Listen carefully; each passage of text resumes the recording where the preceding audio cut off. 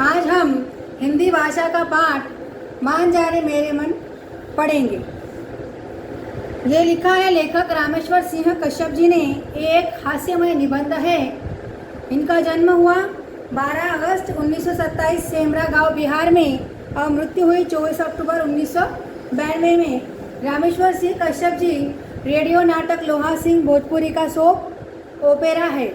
प्रमुख कृतियाँ रॉबर्ट किराए का मकान, पंचर, आखिरी रात, लोहा सिंह, ये उनका नाटक प्रसिद्ध है। इसमें मान जा रे मेरे मन, ये पाठ जो है लेखक का मन जो है मान नहीं रहा है कोई बात के लिए, ये आपको उसमें बताया गया है।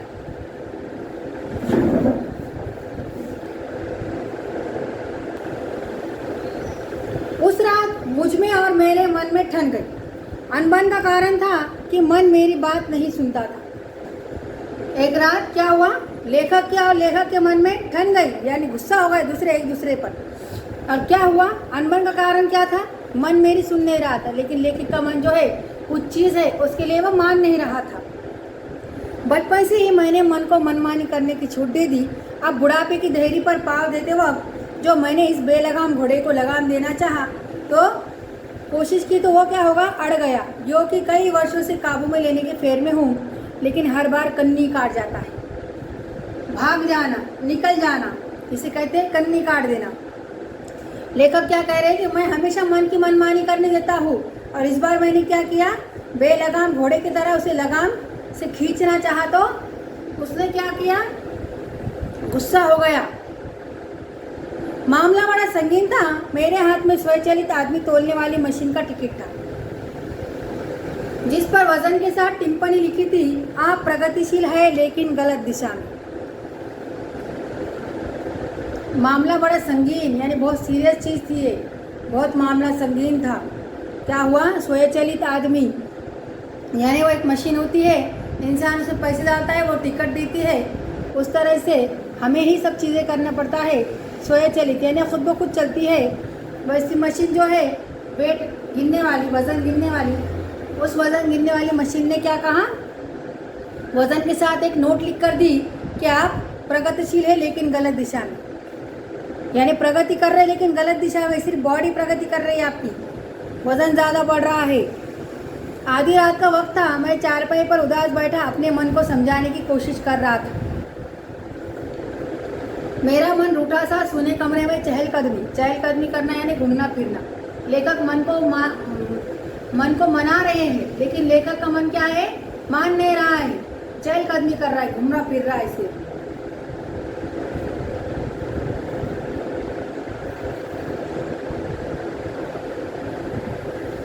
मैंने कहा, मन भाई, डॉक्टर कह रहा था कि आदमी का वजन 3 मन से ज़्यादा नहीं होता। देखो यह टिकट देख लो, मैंने 3 मन से भी 7 से ज़्यादा हो गया हूँ। 1 मन वजन 40 किलो का होता है।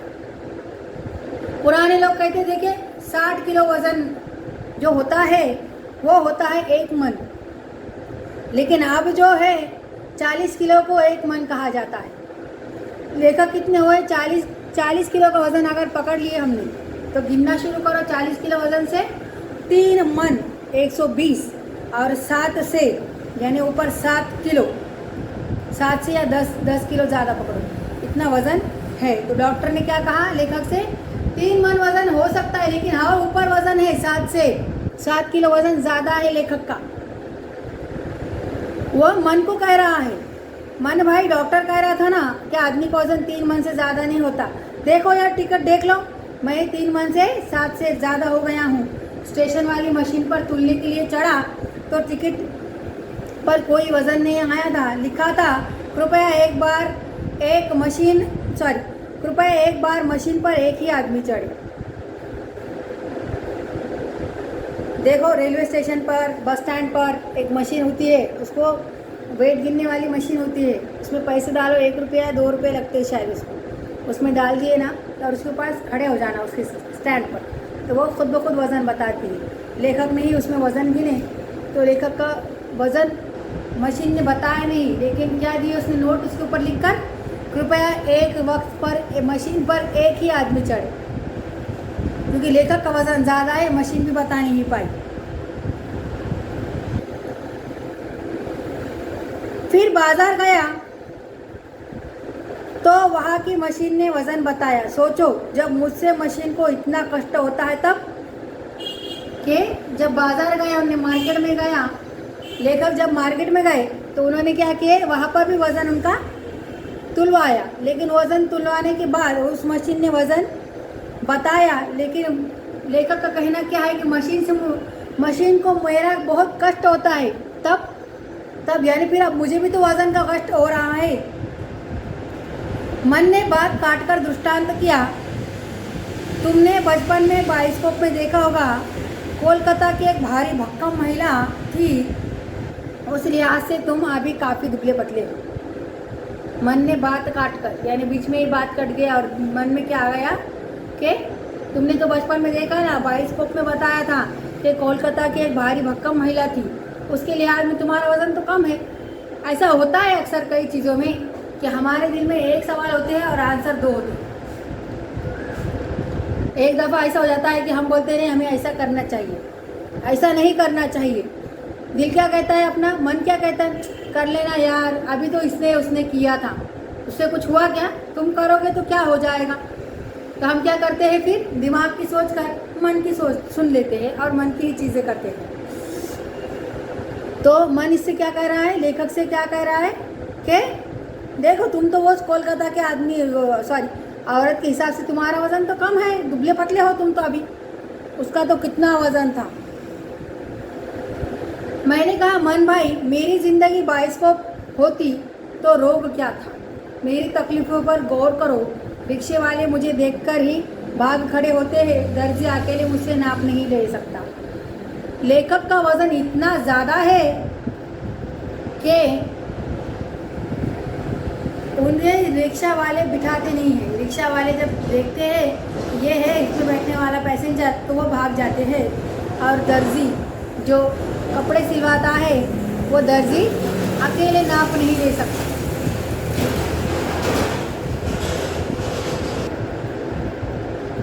व्यक्तिगत आक्षेप सुनकर मैं तिलमिला उठा। ऐसी घटना शाम को ही घट चुकी थी। चिढ़कर बोला, इतने वर्षों में तुम्हें पालता रहा, यही गलती की। मैं क्या जानता था तुम आस्तीन के सांप निकलोगे। विद्वानों ने ठीक ही उपदेश दिया है, मन को मारना चाहिए। यह सुनकर मन अप्रत्याशित ढंग से जैसे और बिसूरने लगा। यानी व्यक्तिगत अपेक्ष सुनकर मैं तिलमिला उठा, यानी जो ये सब कुछ हो रहा है लेखक के साथ, ये सोचकर वो तिलमिला उठे कि नहीं, अगर मैंने मन की नहीं सुनी होती तो आज मेरा यह हाल नहीं होता। क्या कह रहे लेखक कि यही गलती की कि उसे पाला, यानी सुनना दिल का। सही कहते हैं लोग, क्या कहते हैं विद्वान, मन को मार देना चाहिए। मन को मारना यानी दिल को मार देना क्या नहीं, यानी दिल की कभी कभी मत सुनो ये सब चीज़ें, दिमाग की सोचो, दिमाग से करो। बहुत सारे लोग कहते हैं ऐसा कि दिल की मत सुनो, दिमाग की सुना करो। दिमाग हमेशा सही फैसला सुनाता है। इतने दिनों की सेवाओं का यही फल है। मैं अच्छी तरह जानता हूँ तुम डॉक्टरों और दुबले आदमियों के साथ मिलकर मेरे विरुद्ध षड्यंत्र रच रहे हो। षड्यंत्र रचना यानी क्या करना, प्लान करना, पहले से मेरा बुरा सोचना, ये षड्यंत्र रच रहे हो। किसके साथ मिलकर, डॉक्टरों से और दुबले लोगों से मिलकर मेरे षड्यंत्र रच रहे हो तुम मेरे खिलाफ। मन ऐसा लेखक से कहता है, आदमियों के साथ मिलकर मेरे विरुद्ध षड्यंत्र कर रहे हो। विश्वासघातो, मैं तुमसे बोलूँगा ही नहीं। व्यक्ति को हमेशा उपकारी वृत्ति रखना चाहिए। उपकारी यानी कोई आप पर एहसान कर रहा है तो आपने उसका एहसान मानना चाहिए। तुम्हें हमेशा कैसा, उपकारी वृत्ति, यानी हमेशा तुम्हारी सोच ऐसे रखनी चाहिए। मन का कहना ऐसा है। मेरा मन मुंह मोड़कर सिसकने लगा, यानी लेखक के मन ने मुंह मोड़ दिया। मुझे लेने के देने पड़ गए।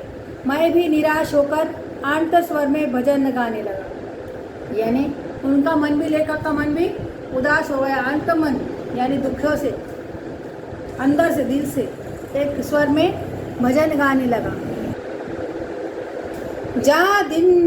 मन पंछी उड़ी जहे। ऐसा लेखक जब गाने लगे तो मेरी आवाज़ से दीवार पर टंगे कैलेंडर डोलने लगे, किताबों से लदी टेबल कांपने लगी, चाय के प्याले में पड़ा चम्मच घुंघरू जैसा बोलने लगा, पर मेरा मन न माना, भिनका तक नहीं। लेखक क्या कह रहे हैं कि जब लेखक गाना गा रहे थे तो दीवार पर टंगा कैलेंडर हिलने लगा। ये सब चीज़ें लेखक के साथ होने लगी, लेकिन ये सब चीज़ें हो रही थी, लेकिन मन मान नहीं रहा था, रूठा हुआ था। भजन विफल होता देख मैंने दादरे का सुर लगाया, मनवा मानत नाही हमार रे। दादर सुनकर मेरे मन ने आंसू पोंछ लिए, मगर बोला नहीं। मैं सीधे एक काट के कंठ संगीत पर उतर आया। यानी ये गीत सुनकर भी मन को असर नहीं हुआ, तो उन्होंने दादर का गीत सुनाया कि मनवा मानत नाही हमार।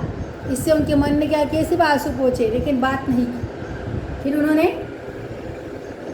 काट के कंठ संगीत में कहा, फिर एक गीत गाया, मान जा रे मेरे मन, चांद तू मैं गगन, फूल तू मैं चमन, मेरी तुझसे लगन, मान जा रे मेरे मन।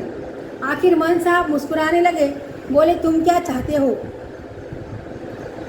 ये गीत से उनका मन, रूठा हुआ मन मान गया और फिर कहा कि तुम क्या चाहते हो।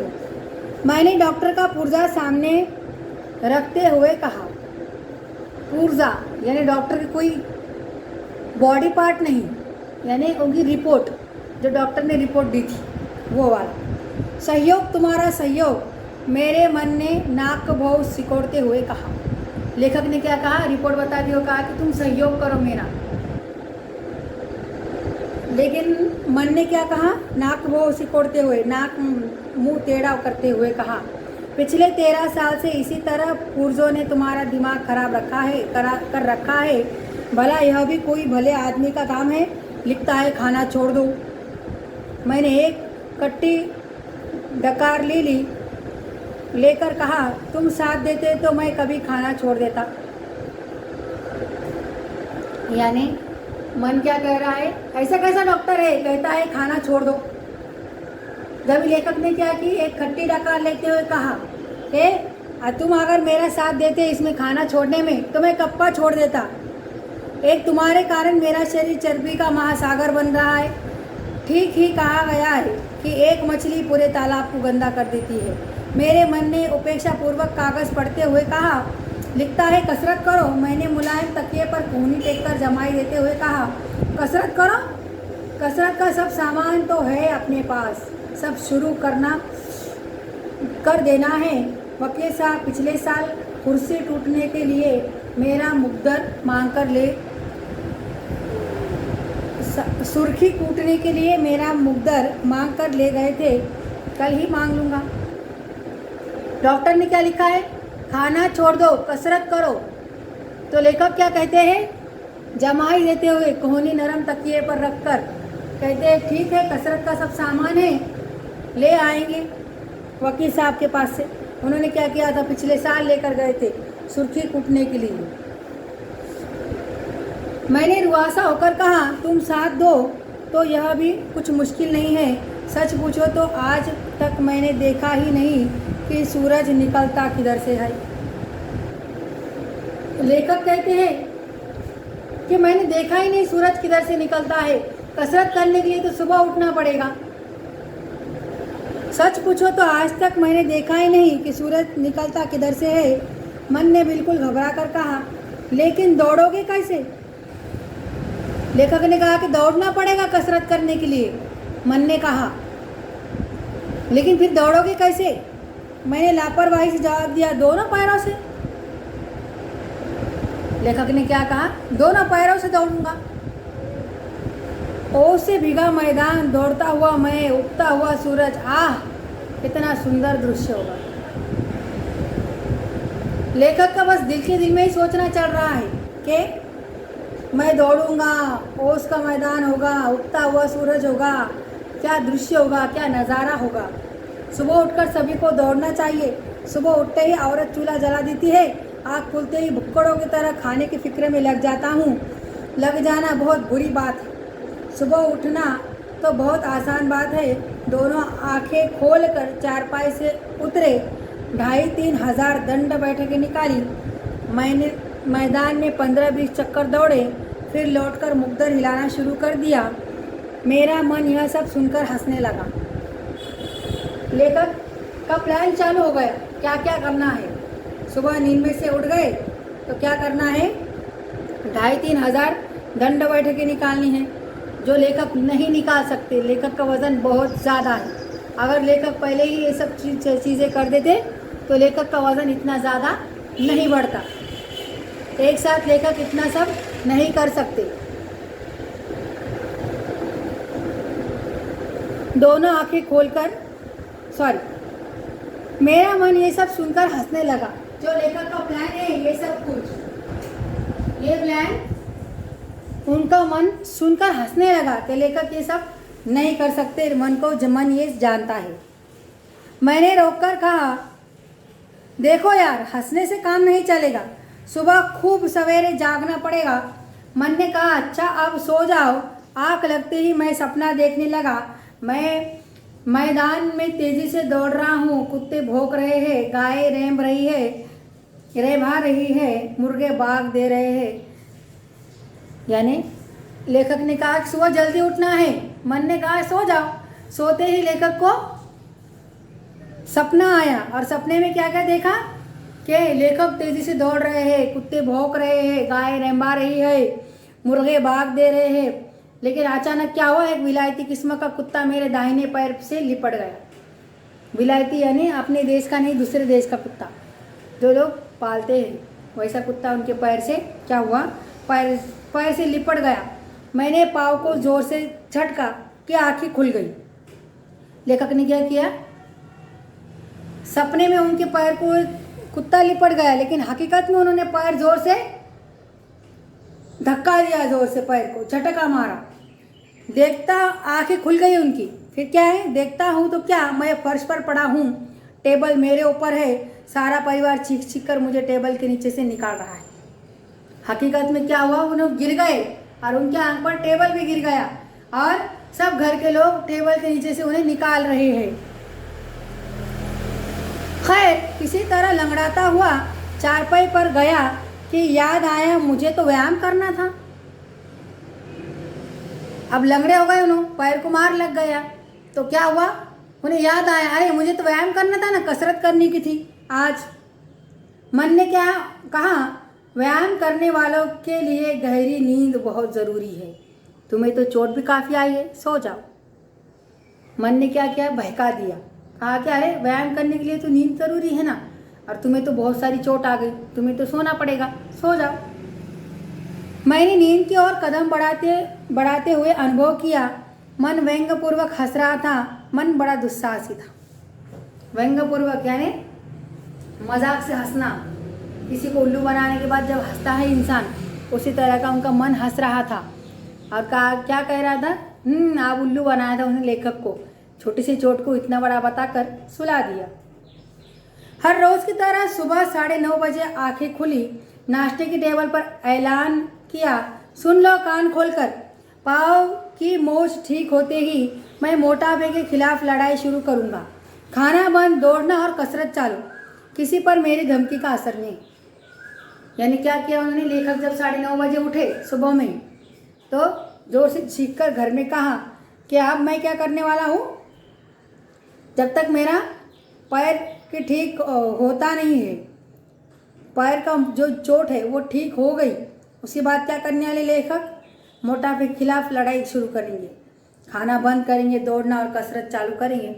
लेकिन लेखक हमेशा ऐसे ही बोलते हैं, करते कुछ नहीं, इसलिए घर वालों ने बिल्कुल ख्याल नहीं किया और असर भी कुछ नहीं हुआ। मालूम है सबको ये कुछ नहीं करते। पत्नी ने तीसरी बार हलवे से पूरा प्लेट भरते हुए कहा, घर में परहेज करते हो तो होटल में डटा लेते हो। लेखक की पत्नी ने क्या कहा, तीसरी प्लेट भर के दी उन्होंने हलवे की, और कहते क्या कहा कि घर में तो तुम कम खा लेते हो, लेकिन बाहर फिर होटल में खा लेते हो।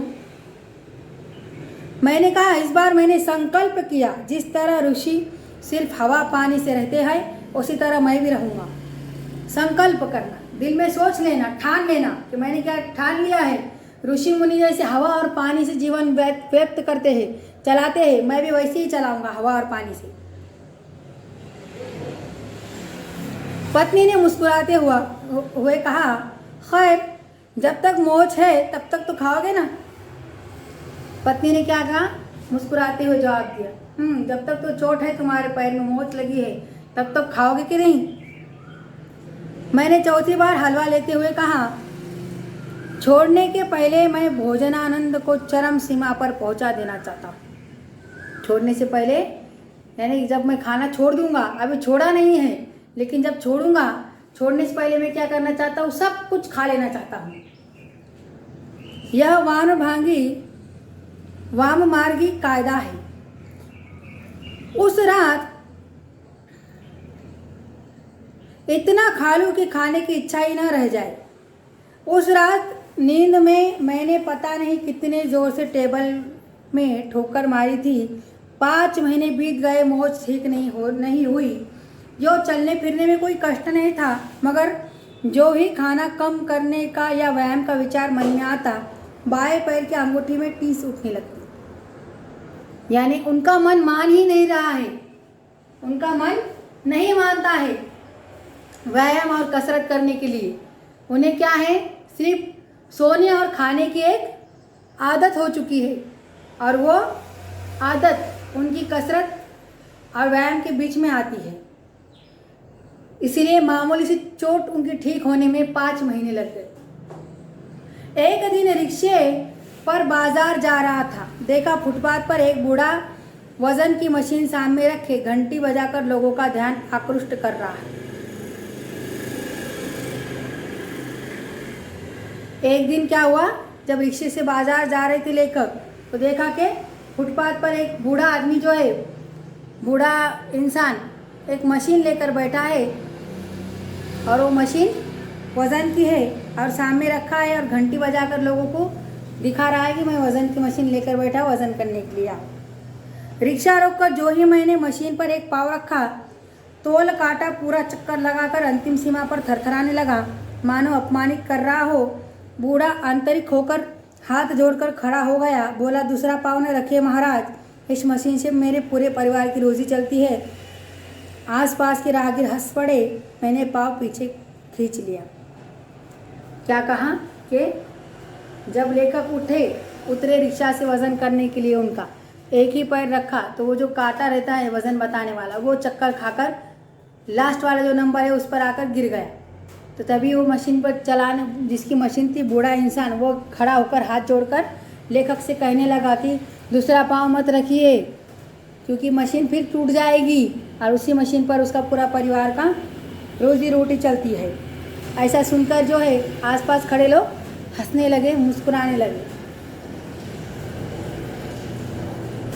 मैंने मन से बिगड़ कर कहा, मन साहब, सारी शर्त तुम्हारी है, तुमने दृढ़ता है ही नहीं, तुम साथ देते तो मोटापा दूर करने का मेरा संकल्प अधूरा न रहता।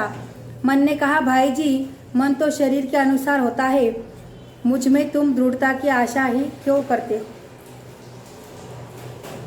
जब लेखक ने मन से कहा कि अगर तुम मेरा साथ देते तो मेरा मोटापा कम हो जाता, लेकिन मन क्या कहता है, मैं तो तुम्हारे शरीर का हिस्सा हूँ, तुम उसे कंट्रोल कर सकते हो, लेकिन करते नहीं हो। इसमें किसकी गलती है? पूरी लेखक की है। अगर लेखक अपने मन को समझा पाते तो लेखक का वज़न इतना सारा नहीं होता।